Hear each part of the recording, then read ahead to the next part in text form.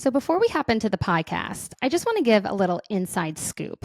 I am so incredibly excited for you to hear really the raw truth from the outside perspective, but someone who has been on the inside from even before the moment Jonathan passed, which is our beloved and incredible nanny Lolo. And she is so much more than a nanny. She is our family, and so is her husband, Chris. And you get an inside peek at basically what this looked like from the outside perspective of someone who observed and lived within a family's trauma and grief.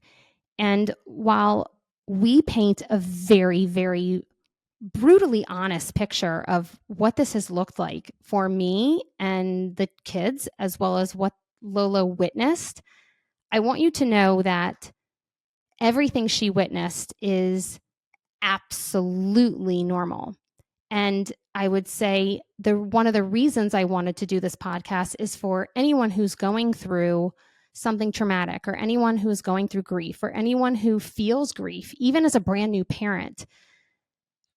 What we speak on and what this looked like is absolutely normal. And I knew that the whole time. Like, I knew exactly how I felt. And I was like, this is where I'm at. And this is exactly how I feel. And this is okay to feel this way. And I want you to have that lens of knowing that I am sharing this with you. And we went deep and down into the nitty gritty so that you can really get a realistic view, an idea of how okay it is to fall apart, how okay it is to feel chaotic in the midst of trauma and grief. And if you know anyone who is also in the midst of that, please send this to them and let them know they are not alone and it is okay to struggle. And so with that, I cannot wait for you to get to know our beloved Lolo. And I hope you enjoy. And thanks for listening. Hello, and welcome to another episode of Thrive Like a Parent podcast. Today, I have a very special person here, and that is Lolo, who is our incredible, beloved nanny. However, I have used many other terms for her, such as my partner in crime, and we are very much, I've even said we're married and like we're doing this together. I've called her Mary Poppins many times, and that's because Lolo has been a huge part of our lives and been a part of our lives since before Jonathan passed, as well as now up until this day. And I talk every now and then about my grief and my grief story and everything that's happened, but I thought that it would be a really awesome and beautiful conversation just to talk about how this has been from Lolo's side of things, because I talk about her. I literally say her name so often, and she's one heck of a woman, and I couldn't have done any of this the last few years without her. And so we have not planned any of this. I don't know any of her answers. There will probably be tears, but I wanted to share this piece with you because I felt that it's a really important lens to see what this has looked like from the outside looking in, but yet totally on the inside at the same time. I feel that Lolo, you have very much, you've been through this just as much as I have, and we've hands down done this together. So with that, Lolo, I would like for you to introduce yourself, say hello, and tell everyone about you. Okay, so I am Laura, or otherwise known as Lolo. Two very special people. They get to call me Lolo. Let's see. I have been married for 30 years and have two grown children. My youngest, Hannah, is about to have our first grandbaby any day now, which I'm so excited.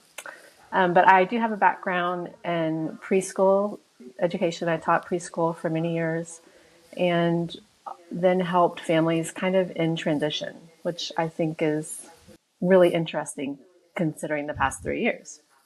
And everything I did before with individual families was connections with students that I taught or different things like that. And they were going through really hard circumstances in life. And so when we moved here in 2020 from Waco, Texas, and when I was trying to just figure out what I wanted to do, of course, it was right during the pandemic. I was like, everything goes back to I love being around children and helping them. And then when we talked the first time, I was like, this is who I need to be with. And so it's been an interesting journey, that's for sure. But that's kind of where I am, where my background's been. Yeah.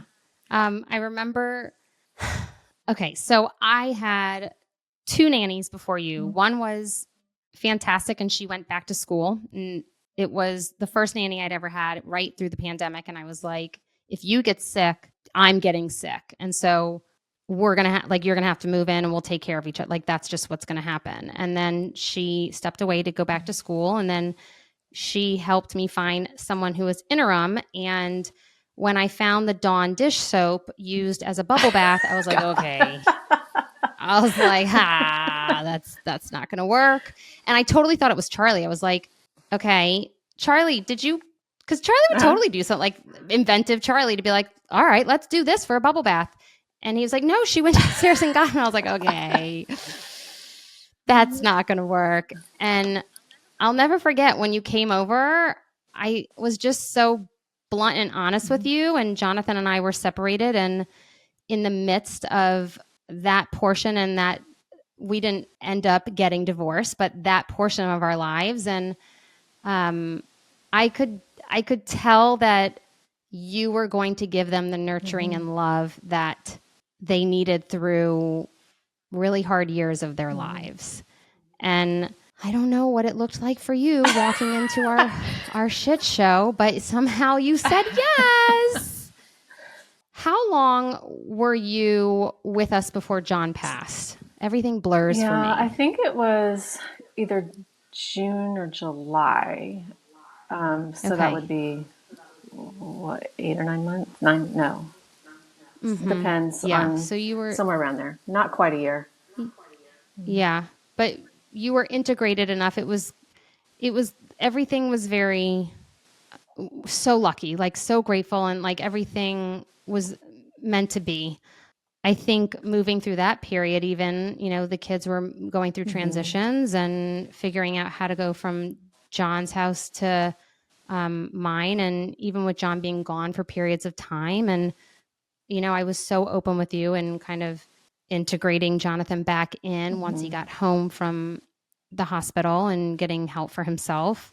I kind of think we were in a rhythm, but I also, tell me if you agree. I would say that you were very aware of how, that things weren't great. Yes, I was very aware. And I think from my own story, like with my own children, I have one that has some similar issues to being dysregulated. And so I think without knowing it, I probably was more gravitated and saw their needs to what they needed, because they were it was hard. It was hard. We had the pandemic. Their parents were no longer together. Daddy wasn't living at home. They didn't see Daddy much. And it was hard. And I just saw two little boys who needed a little extra TLC for a little while. And, before Jonathan passed away, I think it was like they were kind of maybe getting a little into a rhythm, and I think we were starting to figure it out. I think like you and I had kind of come to like a rhythm too, and it was, I could very much see a woman who was, now I would say, dysregulated, and everything was falling apart at the big, at the beginning, and you were just trying to get everything back to normal. And I don't know if you remember saying this, but right around the beginning when I started with you guys, you said, I want this to be a summer that they remember as fun, or like, I want them to have a great summer. And of course it was like, everything was shut down. So I was like, okay, I'm going to find everything I can to make this a fun summer, so that they remember some fun times. Mm-hmm. But it was really sweet moments, like whether it was a picnic at the pond and we were feeding ducks or, Yeah. whatever it was. And I would just Mm-hmm. love on them the best I could and look for what they needed at the time. Um, Mm-hmm. but I know, like, during the beginning of the divorce process, when you guys were kind of going through and hashing that out, I mean, it was hard. It was hard for you. It was hard for me to watch. It was hard for me to watch you go through it. Um, Mm-hmm. yeah. So. I definitely can feel on my end that things look much different now than they did Uh huh. 3 years Yeah. ago, Oh, right? definitely. Um, but yeah, I've said this to you before. In a sense, it was I gravitated towards your energy so much because there was such a trust of like, I know the boys are going to get the love that they need through this Mm-hmm. transition within their lives. There was such, and there still is like such a, I know they're loved. Mm-hmm. And it allowed me to be able to pull the pieces back together to get to this point of getting everything situated. And there wasn't as much on my plate as there was when Jonathan passed. And when I got the call, I, of course, was very much in shock. I was like, what do I do? What do I Mm-hmm. do? What do I do? And I was like, okay, he's supposed to pick up the kiddos from school. And I, I don't know if I said 911 or emergency or what I Mm-hmm. said, You but did. I You said, said can you pick up the 911. kids from Can you school? get them from Mm-hmm. school? Mm-hmm. Yeah. And then they stayed over that night. Um, but I didn't tell you until Mm-hmm. after they went to bed because I knew that that would be a lot to digest Mm-hmm. for you. But it's very interesting. You've shared that even Charlie had a sense that he knew something Yeah. was Yeah. wrong. I will forever believe that his brain didn't know what was going on, but his body did. Like, his reaction almost immediately was, something is very wrong. And he said that a Mm-hmm. couple of times, like, something is very wrong. And Mm-hmm. I am very glad that I didn't know 100% for sure until after they had gone to bed, because I was like, I really don't know. And, I always maintained to him, to both of them, I don't lie to you. I always tell you the truth, what I can tell. And Mm-hmm. so I was really glad that I didn't know. But I think I did Mm-hmm. know. I just was, Mm-hmm. I didn't want it to be true. I wanted it to be, Of something course. else. But that was, Mm-hmm. for me and for my husband Chris, that was a hard, hard day. So just Yeah. I mean, watching them, seeing it. So.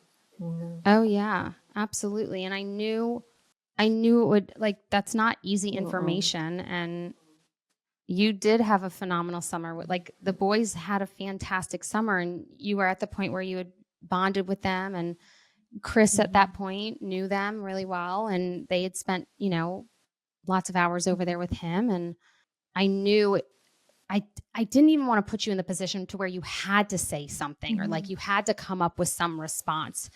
I just wanted to be able to give you the time and space, which is not much because they wake up very early, but the time and space you needed while I was doing the same to let that information soak in Mm-hmm. for you.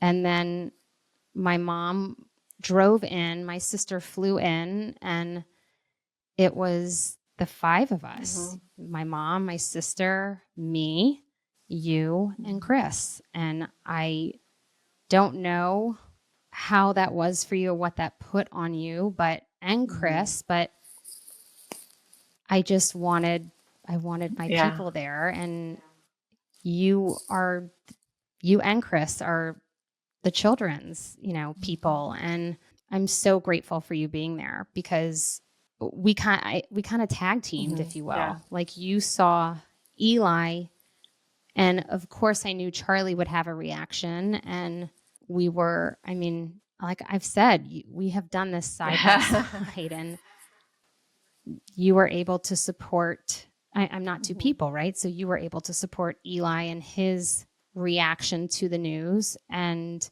I was able to support Charlie through the news. And Uh-huh. another day we'll never No, forget, I don't know right? if we ever talked about that morning, but it was, I mean, the next day when we were to bring them over in the afternoon, and I just remember thinking, and I'll cry, this is their last moments of innocence, and I have the privilege to be with them and to love them. And so really like the whole night before, even though I didn't know, it was like lots of extra snuggles and um, just I don't know, looking for anything that would be a sign of what do they need? Like what do they need right now?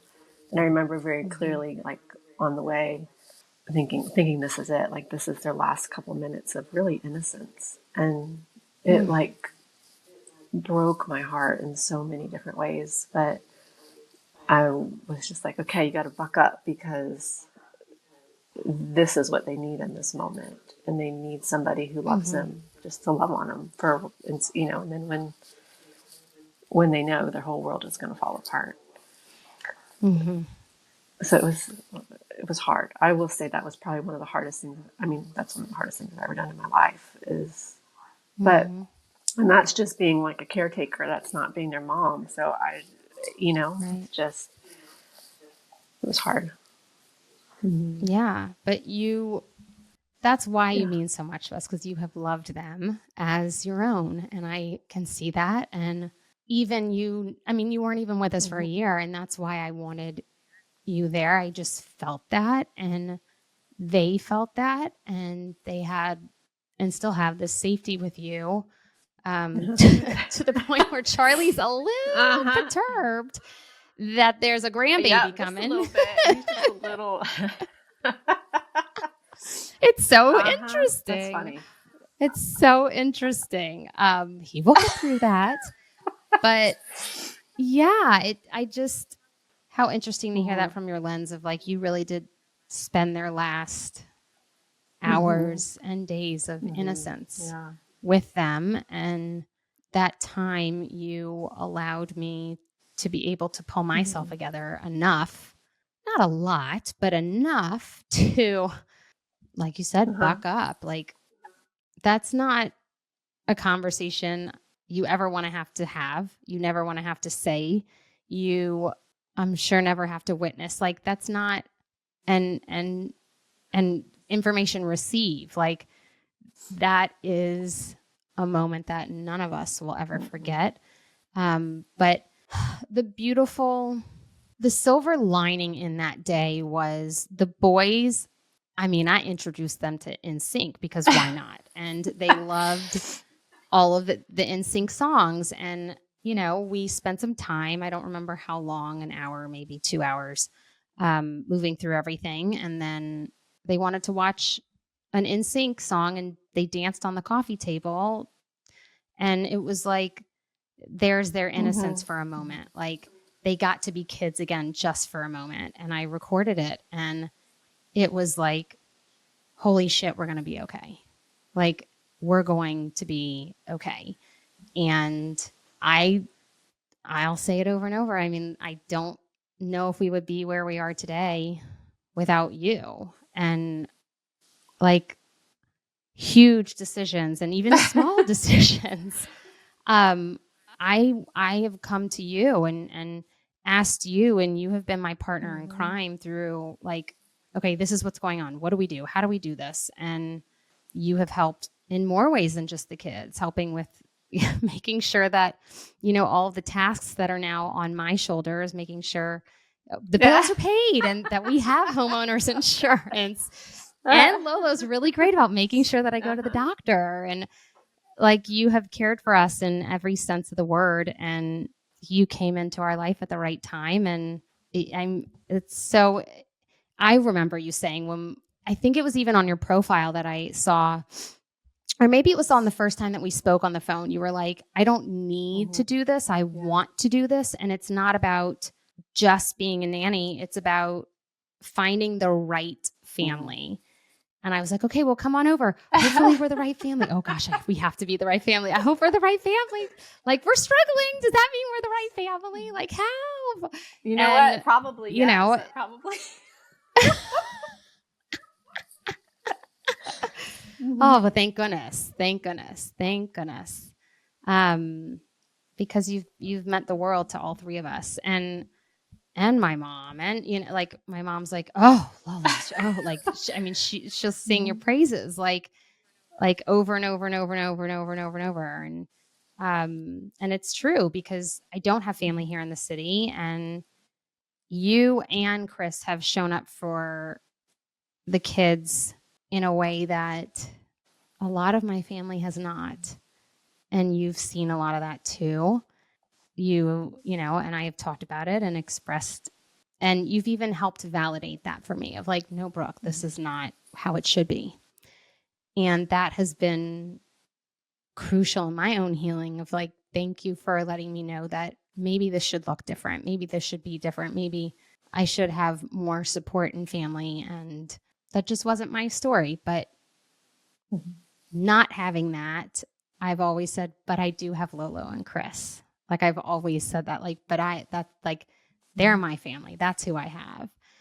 I mean, Chris is, we got to do a podcast with Chris. I mean, Chris has shown up in so many ways, and he stepped into this role of just a masculine energy, or just a role model or a male figure when I didn't even ask. I mean, I wasn't like, hey, can you do this? And he just kind of stepped in. You know, I don't know if we ever talked about this, but at one point, Chris and I had a very intentional conversation, and we made a decision that we were going to do whatever it took to support you and the boys. And I told him, I said, the boys are probably always going to be like my number one priority in this situation, because that's what I'm here to do.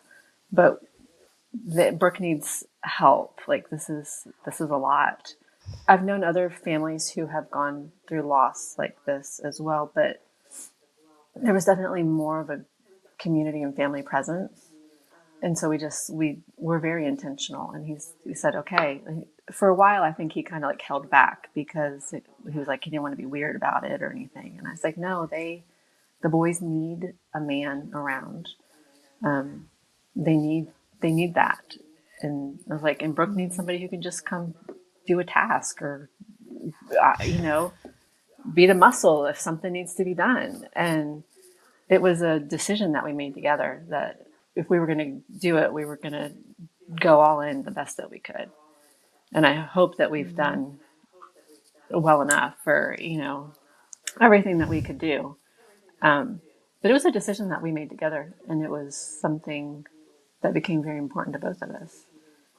Chris has even said, am I going to see these kids grow up? And I'm like, Oh yes. I tell you, you're a lifer. You're like, Brooke, they'll be fine with home. I'm like, no. Yeah. You're a lifer. Like, you're staying forever. Yeah. And yes, you guys will be in our lives forever. I mean, y'all are family. And I mean, Chris has taken Charlie out to the lease and tossed balls with Eli and helped teach him how to hit the ball. And that's something that no one else is doing. And you're right. He has come over and helped in many ways, drill things into the wall, and, and build my table in the back. And like, he has absolutely, and played with the kids and, toss them around in the pool. And like, he's done an amazing job, and like, you've done more than your fair share of supporting us. And, it hasn't gone unnoticed. Every now and then you'll have a conversation with me, and you'll be like, you'll help remind me, like, I love you, but like, these aren't actually normal things that nannies do. Like, Charlie's allergic to peanuts, and Lolo went and got him retested to make sure and just kind of see where his levels were, and like severe reactions to needles and scratch tests and all this stuff. And Lolo looked at me and she was like, yeah, like, I mean, you tell the story. God. What did your other nanny friends tell you? You don't need to. Some of this stuff is way like above nanny status, and it'd be like, I know, but some of them told you they were like, I'd be gone. Yes, I have heard that before.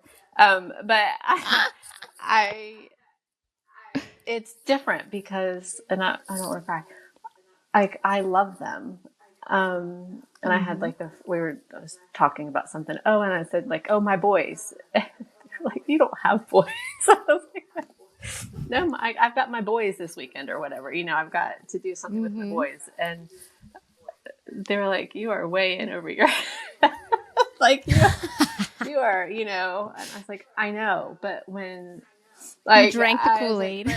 but you don't go through what we've been through without I don't think me personally, I don't think you can go through something like that and not I'm not sure like form that bond or have that type of love and heart. And at least for me personally, like I don't know, I can't go without doing what I can to love and nurture them.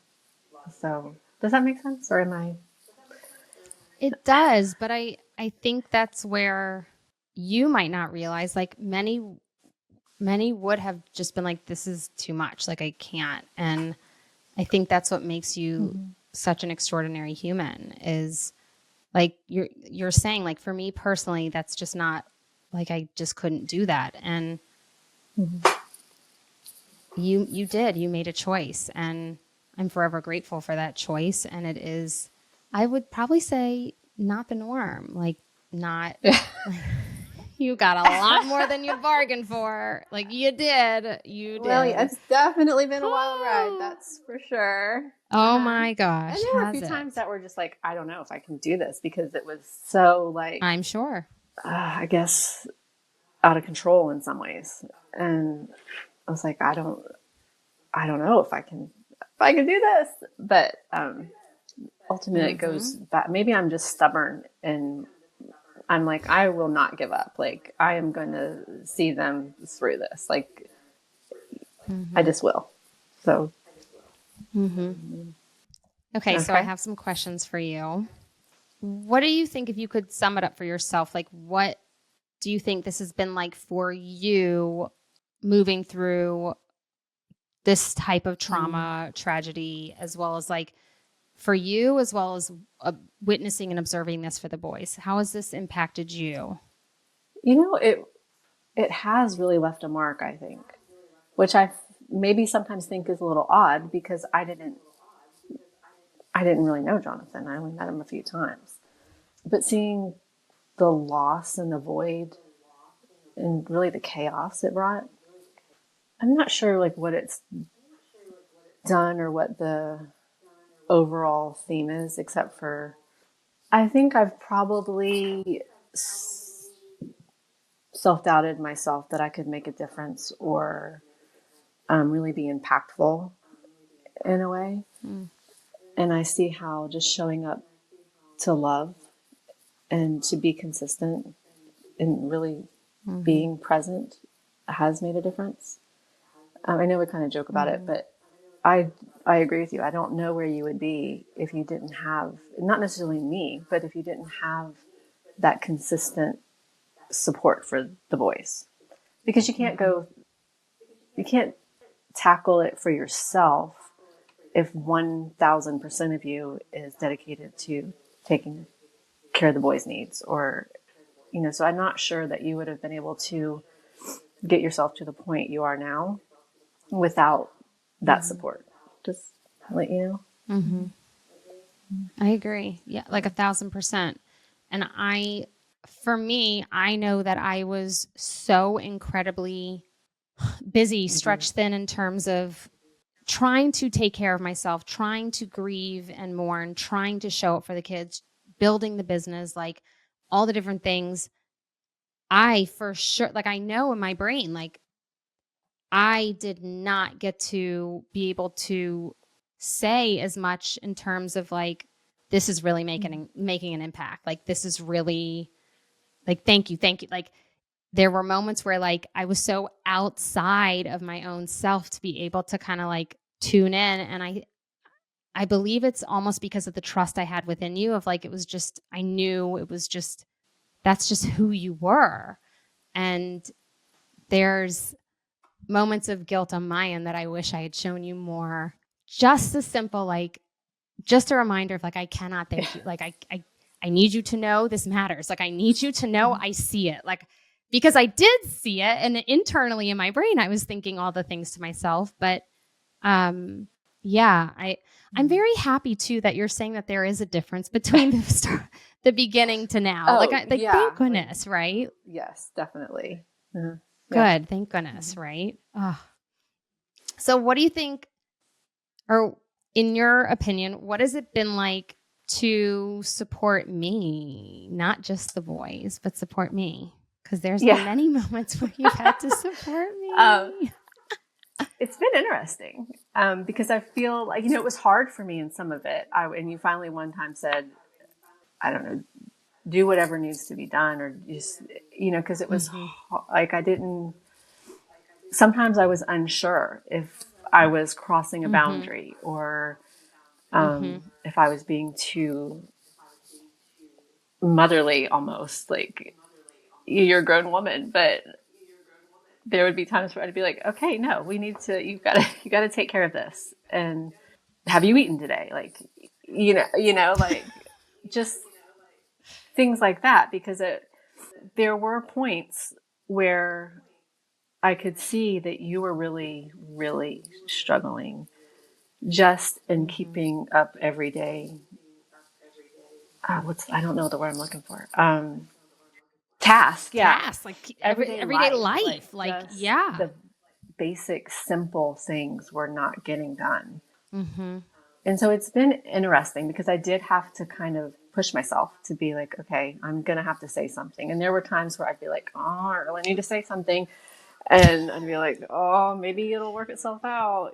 I'm pretty passive most of the time. And so for me, it was like, okay, I got to be a little what I would perceive as aggressive, even though it's not anywhere near aggressive, but, and make sure that she's eaten, make sure that she's, like you said, gone to the doctor when you need to go to the doctor, or Yep. just being present, like to make sure, and being aware. I think I had to really step back and say, okay, I need to pay attention to make sure that those simple tasks and things are being done, and make sure that she's taking enough care of herself that she doesn't totally lose it, or, Absolutely. Yeah. Yeah. It was a lot to keep together. And I didn't even realize how much it was, because it was just right. my life, right? Like, I didn't know any different. And so it was like, you just have to keep going, Brooke. Like, but when you are plagued with so much grief, but it was such complicated grief for me because Jonathan and I were separated, and we were getting a divorce, and his family very much Uh-huh. had opinions on this. And it was like, I had to find myself enough to be like, no, like, this is my story. Like, it's okay for me to even be struggling. Like, it's okay for me to have all of this and feel all of this. And whew, that first year was a freaking, that was, oof, Uh-huh.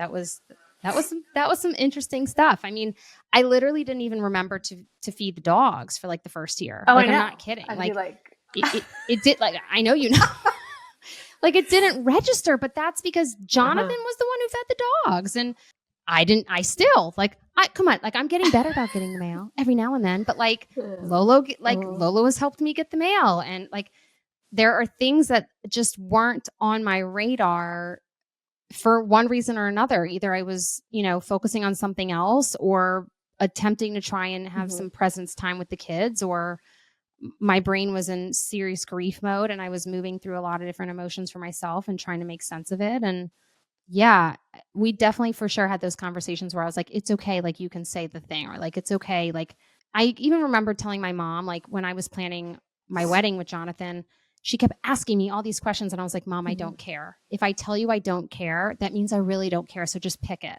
Just do it. Like, I won't get upset later. Like, just do it. And you and I for sure, we didn't do a dance, but we had to kind of find our groove in terms of like, I promise you it's okay. Just like go at it. Just like do the thing. Like, we're good. Like, I'm so appreciative that anyone's helping. Like, just step on in. Yes, yes, yes, Yes. yes, yes. Hands down.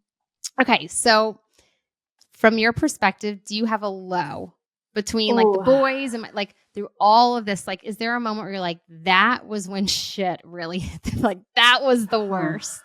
You don't have to have a filter, just go at it.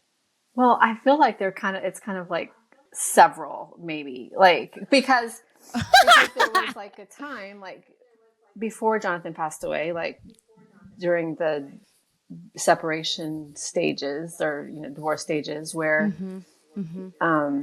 there was some serious chaos going on. It It was was, hard. and I was like, I don't think she realizes that this is chaotic, but it's chaotic. Um, but then I feel like you had kind of like were coming back, and then he passed away, and Mm-hmm. I I would say probably, I don't have like a specific date or anything, but probably like 9 to 12 months in, because at Mm-hmm. first you were just the boys, like it was just like, oh, you know the boys, like it's just, All over the it place. was all over Yep. all over the place, like, and That's survival and mode, ladies and gentlemen. I try not to swear a lot, but it was batshit crazy. It was just crazy time sometimes. And I would walk in the door at night sometime, and Chris I'm would go, "Oh sure. boy, like, here, let me fix you a martini." Like, be like, "Okay." I'm sure. I don't really have, I think there was a time where, and it was anger. I think anger was probably one of your lowest. I think that was Mm-hmm. the lowest stage from my perspective. I'm sure there's a lot that I didn't Yep. see, but Mm-hmm. the anger stage, I think, was probably the worst. It was hard. That was hands down the Yeah. worst for me. Like, I've never felt anger like that in my life. And it was coming at me from so many different angles because I was mourning the loss of my husband. I was so angry that I was doing it alone. I was so angry that I had zero family support coming and supporting me and doing all the things. I was so angry that I just gone through this horrific experience of a possible attempted divorce. And like that was trauma in itself. And I was so angry the way that his family was treating me. Like there was Mm-hmm. just so much anger. And as well, it's like little simple things, even like, I mean, I don't know if I really got angry at having to feed the dogs, but like things that I did not do before, there would be triggers of like, like, it would Mm-hmm. just be a reminder of like, I'm so angry that all of this is now on me. And because of what I do and I practice what I preach, I would just allow myself to feel it. And I'm sure it did Uh-huh. look batshit crazy because I knew it was the only way through. Like I knew, and that's not to say, fingers crossed, that anger didn't come out at the children constantly. Of course, I'm not perfect, but there was a lot of emotions inside of me that I had to Mm-hmm. dump and get out. And I think it looked probably like a lot of self-care and a lot of needing to go do things for myself to take care of myself to get through the anger. And I mean, I thought you were going to say our Oh IV gosh, yeah, experience together that was, was like that was around that time where it just I totally, mean, like, that was a big because it wake up call wasn't for me. just your emotional health, it was affecting your physical health. Like, it was My physical health. physically, it was disastrous for you. And that was around the Mm-hmm. time, I think, where the anger really set in. Like, you were Oh very yeah. angry. Oh yeah. And I think too, Yeah. you were like trying to expel that anger. And so you were physically Yep. doing a lot. You were angry, like you said, at the simple things, like just doing the basic things, Yep. but Mm-hmm. neglecting yourself physically. And Yep. that Yep. really, I'm, in a way, I'm glad it happened, because you needed that wake Mm-hmm. up call. It was a big turning point for me. You needed that. And I think you Yep. needed that scare. Mm-hmm. Mm-hmm. Yep. It's interesting that you say, I for sure think you saw and probably felt that immense amount of anger at that time. I would almost say that that was at the tail end of it for me. And it was I mean, my mom was in town that weekend, so it was kind of coming out, and I was expressing that anger that I felt for my family not, showing up. And you for sure saw it. And it ended with Lolo and I had to get an IV to give myself some surplus of all the different vitamins. And I did it an in-home IV. And what Charlie did know before this past summer was that he asked questions and, did daddy go to the hospital? And so I think he had some health anxiety, and I didn't want him to think there was anything wrong with me. And he saw a really awesome woman who came to the house and poked me with an IV, and there was an IV bag. And I was like, look, Lolo's going to get one too, just so that Charlie Could see. could see that it, like, I wasn't, and it all that started with the stomach bug, with me getting it and Eli getting it. And that's really what depleted me the most. But that was the catalyst of like, okay, I think I was taking care of my physical health in terms of moving my body. Yeah. And getting the physical, like, that's because I'm a seeker. So like, I just craved lots and lots and lots and lots of movement. And it's probably why I like soaked so much into work, because it was like a beautiful escape, and I got to use my brain in that gas pedal state. But we had to call AAA, like we did. It was interesting. Yeah, you were like doing so much physically, right? Do you remember like Chris had to come to the house for something? I don't remember, and he's like, I got there and I saw you were out on a walk. He's like, I saw this woman just.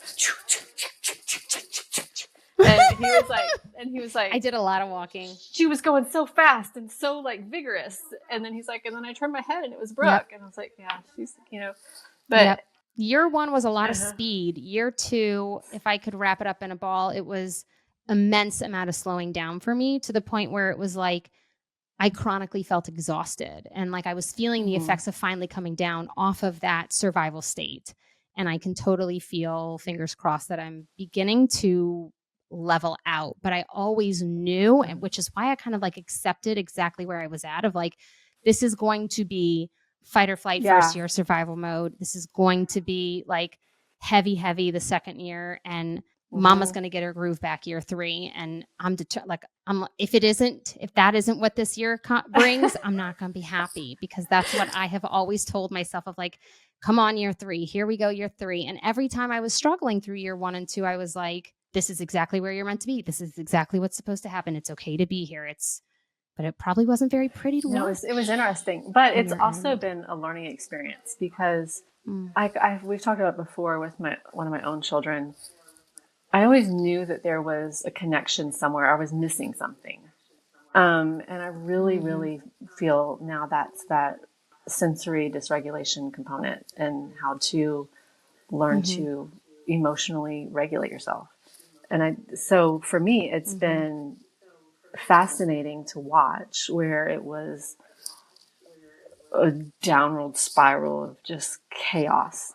And from getting to know you more, I wonder if some of that was just also from your past, all the way from your childhood up, where you were just like starting to really awaken and explore how do you, I was still fine tuning, because I've been doing this on my own, like nervous regulation, for probably 6 years at this point. But it was, and I think that's why I knew that these few years would be what they were, because I knew so much about the brain. And I was like, here we go. Like, this is going to be a roller coaster ride, but like, you know what to expect. And I showed up. Like, I was like, okay, I'm here for all of it. Like, this is what it's supposed to be. Then that's what it's going to be right now. And I hope that I've worked with other widows who are farther along in their journey, and they've yet to explore some of the things that I've already moved through, simply because they pushed it down. And a lot of times I hear from widows, people forget that, like,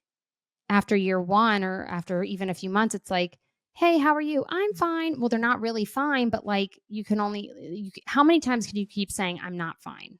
I'm not fine. I'm not fine. And fingers crossed, I've done it. Like, I dove in the water. I was in the deep end. Like, I did it all to where hopefully it's only, upward. Oh, it has to be. Yeah, definitely. Hopefully. Definitely. But I mean, it has been really, really interesting to have that firsthand look at how that looks like, what that process is, and being strong enough to let yourself have all that feeling and to let it out. Um, Mm. I would say I'm an avoider. And so that's not always Mm-hmm. comfortable, like for me, but it's been really interesting to watch, to see the transition where you were and how the process has really come, and like where it was chaotic and crazy and just ah Mm-hmm. to where Mm-hmm. it's calm and regulated or peaceful, and it's not.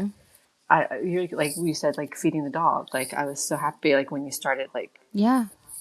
the dogs have been fed, and it's such a simple thing. I Yeah, mean, we like still I was like, text have just the dogs been recently. fed? I know. I'm like, aren't you proud? Like so proud. I'm like, look, I paid the bill. Aren't you proud? I mean, I still forget like everything. Like the one of the worst is the kids will Oh, ride their bikes to jeez. school literally every time. Every time. I'm like, you're like, Charlie told me that they're both on their bikes today. I'm like, oh, damn it. Like, how can I forget to not call the school? Like, there are just certain things that like aren't yet on my radar in terms of, doing the Mm-hmm. financial providing and the emotional caretaking at like, and I mean, you have cooked for us for the past Yeah, 2 years. Like, I have taken as much as I humanly possibly could off my plate, and you have shown up for us in any way, in every way that to help like lean in to fill the holes. yeah. Honestly, to fill a lot I, of holes. And I have, and mm-hmm, I think maybe I'm proud of myself for like stepping up and saying, okay, because you're right. I have had people say, "Oh, I would have hit the road," or that's too hard. Like, um, but maybe it's just my nature. I saw the need where they needed nurturing, and that's the kind of thing that you show up and do, right? Like, you got to mm-hmm, be present to be able to give them the hug or cook the meal, get the mail. Like, mm-hmm, those are all things mm-hmm, that need to be done. mm-hmm, And mm-hmm. but Yeah. I mean, from the beginning, even though Jonathan was still alive, I just knew the children were going to need a certain level of love and mm-hmm. attention. They just were. And I mean, my sister, her name is Lauren. Lauren's like, how do I get a Lolo? Like she's like, how do I get one of those? How do I get, I'm like, I know. Okay. Can you hopefully you said there's a lot of lows or there's a few moments of lows, but like, could you pinpoint any highs of like things that either A felt good or you were like, oh, like this is all right. Even for yourself, moments that you're Oh, proud of for I'm trying to. yourself of how you showed up, or like moments where you saw the boys and I kind of coming around. Anything for you that's been the highs through the last 3 years of our journey. Let's see. I would say probably it's going to be a lot of little things for me, like Mm-hmm. seeing to where you were able to slow down enough to come sit with them on the couch, and they just Mm-hmm. could crawl into your arms, or Mm-hmm. a lot of things like that, and recognizing like when I think maybe it was mostly like you've been able to slow down, and that's probably the biggest thing. You've been able to, Mm-hmm. especially over the last 6 months or so, I would say, you've been able to really just Mm-hmm. slow enough to be in the moment and not being on the go all the time. Yeah. On the And go. busy, like being busy. That's been a big one. I think when we did spring break trip last year, and it was just kind of Mm. fun for them. Yeah. To be It was like, magical. dancing in the We had a halls great time. and playing games or whatever, Totally. and just, I mean, we yeah, just like, peed on ourselves laughing in moment. Like that night in the ballroom when the kids were waiting for their face. I don't even remember what the hell we were laughing at, but we were uh-huh. literally like dying laughing. That was yeah, it was we were a team and we finally got to like put Yeah. work away or me put work away for a second and just like we were a good team together, and we had a lot of fun Oh God, laughing that's at the terrible. food. A lot of Lolo does not do Who buffets. does buffets? Lo- Who in their right mind does buffets? Like, ugh. Oh my God. And you were like, if Chris knew that, and like the kids would be like, oh, this is great. And then Lolo, you come back with like lots of white. Like you Uh-huh. could see lots of the plate and then just like a few Anything that dabs I of could get from the things back, like around the back. plate. Oh. Yeah. Yeah. You were a good sport. You were such a good sport. But overall, I would say the place we went, the food was not Oh yeah. great experience. Great. And we kept asking each other, like, oh my God, there's so many parents here. Like everyone said it's so fantastic. And it is so fantastic. But like, why is like adults are here? Like you should have like food that we want to come back to bring our kids back here. Like it just wasn't, it just left a lot to be desired. But I would agree that trip was a highlight for sure. We Yes, made it did. many memories, And there was a lot of and laughter after a time had a where lot there of had been a lot of fun. sorrow. And so that was, a good Yes. experience. Yes. And I really like I utilized the time when you were here because I knew that Mm-hmm. I was on when you left. Like it was time for me to tag in and then be present. And so I can only imagine from your lens, it did seem like when you did see me finally be able to like slow down, even when you were there and sit on the couch. And I also had it in my mind of like, I had to utilize the time that you were there because I would, even for work or this or that, like I had to make the most and capitalize on those moments because it was completely different when you weren't there. And, to be able to kind of slow down, have that trip, and then all of us just get to be together and spend time together. And yeah, it was really, it was awesome. Oh And yeah. Maria was That's there, right. Uh-huh. which was so fun too. It was so fun. Okay, so last question is, if there are widows listening to this, or any caregivers, or even teachers, or any individuals who are even friends of any widows or anyone who's gone through tragedy or trauma or things like that. I know this is a very loaded question, but what's some advice you would give to them from your lens of like what you feel would have been or was the most helpful, and what you would say I'll to speak them? from caretaker outside person perspective. Sure. Don't be afraid to show up. It's a Hmm. lot of times it's uncomfortable because you don't want to infringe on someone else's grief or to be intrusive. People who are going through that type of and that level of grief are not going to remember the time that you showed up and they didn't want you there, or they say go away or whatever. They're going to remember the time that you came back, and they're going to remember that you showed up and that someone cared. Pay attention, like especially, my heart is always going to be towards the children. Pay attention to the small things because they are desperately hurting and Mm-hmm. they just need someone to validate how they feel. They need to know it's Yep. okay that they feel how they feel. They need to feel seen and heard. A lot of children, I think, are afraid to say how they feel sometimes because they don't want to hurt their grown up. They don't want to hurt the Yep. parent or whoever they care about the most. And so they're afraid to say that. But so I would just say be present and be aware.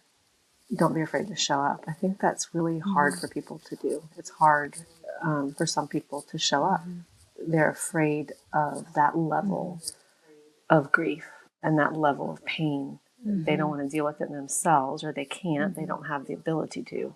And so they shy away. But it's Mm-hmm. so important to just show up. Yeah. Mm-hmm.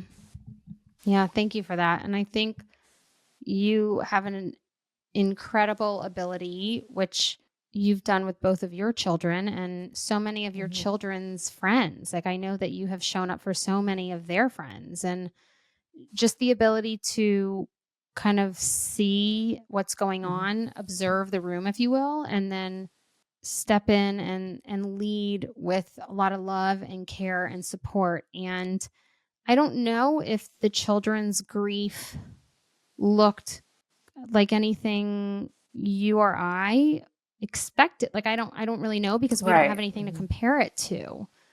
But I mean, you stepped in a really hard time because it was grief from losing our world as we knew it and how we functioned in our community and all the different things. And daddy moved out and we didn't see daddy a lot. And like it just almost kept snowballing until it was like the grand finale. Yeah. And then it was a doozy of a few years. And I don't want to say everything's behind us. It's like we're all hunky dory and it's over. But I do believe that we've made it through the worst of. I've always said year 2 was like the dust is settling, which kind of I equated to like you were saying, like the slowing down, like the dust is settling, but in a really hard way, like a really hard way. Chris won't find me walking, a million miles a minute anymore. Like if I have extra time, I'm sitting my ass down. Like I'm going to relax my body and yeah, it just looks completely different. But I also knew that was exactly where I was at, and that's exactly what I needed at the time. And I mean, thank you for those words are trivial because they're used so much, and there needs to be more than words of just thank you because you stepped in. I 1,000% know, like many wouldn't have, and you have done many things that many would not have done, and you have absolutely treated them like your own. And I did have time, and I do believe I was getting there, like you said, right before Jonathan passed, and it was because I think I was having time to regroup because the boys were just starting to go to Jonathan's, and I was able to kind of get that respite care that I needed. And you and Chris stepped in, and for the last 2 years, the boys have stayed at your house once a month so that I could, like, literally, there's no hurrah. There is no going out on those weekends. It's like, well, what'd you do? Well, I slept and I stared at the wall. I may have walked or gone to yoga, but mostly I slept and just was lazy to like regroup and reboot. And I also know not many people get that. And you have been, and Chris have been invaluable to me and the children. And we love you very, very much. And we're so grateful for you. And you're never, ever, ever getting rid of us. Watch from this podcast, everyone will reach out and be like, would you like to like we would like we're looking for a new like Thank you, Lolo, for your time and energy and willingness to do this. I know Chris and I knew you would do it, but Chris came up with the idea. He was like, I was just listening to a podcast in the car and I think Lolo should be on it. And I was like, what are you thinking? Lolo's coming. Like, yes. Yes. Yes. And I think this is a great perspective of just, you very much probably helped explain a little bit more that I have not probably shared as much of like what, like I said, this is look like from the outside perspective of look batshit crazy at times. And, that's what grief is. And the craziest part is that that's totally normal. Like I would go to my therapist and she'd be like, you're doing really well. And I was like, are you sure? And she's like, I'm telling you, you're doing really well. And I was like, okay, let's keep going. But thank you, Lolo, for doing this and for loving the boys and for loving me and for never giving up on us. And we love you very much. And thank you for sharing your story and your perspective with all of everyone who gets to listen to this. So thank you welcome. Very, very much. And I just will say I love you guys, and I am especially proud of you and how far you've come. It's really, truly been an honor to live this life with you for the past 3 years. Yeah. Mm-hmm. Legit living life. Like I told Lolo, like when I call her a life, I'm like, Lolo, I'll go buy you a ring. Like I'm like, I'll go get you the ring if you need it. Like we're in like that, like, yeah, I'll totally. Yeah, I mean, diamonds are a girl's best friend. Why not? I mean, Thank you again. And until next time, XOXO, Dr. B.